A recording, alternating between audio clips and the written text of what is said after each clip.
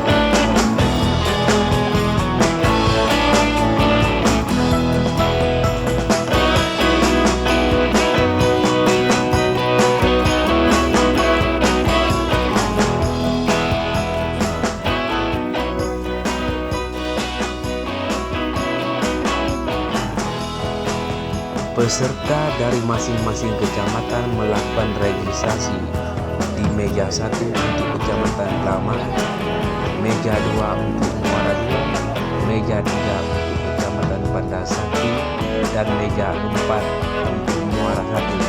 Kemudian meja 5 merupakan tamu undangan.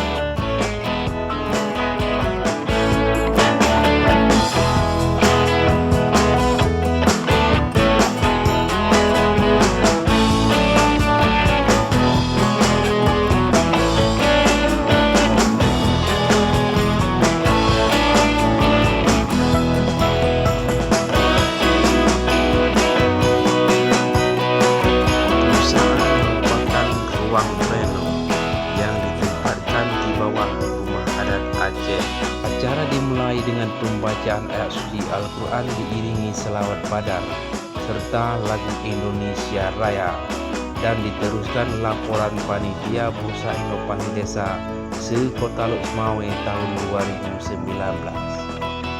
Bursa Inovasi Desa sekota Lukmawe dibuka secara resmi oleh Bapak Wali Kota Lukmawe, Tengku Suwaidi.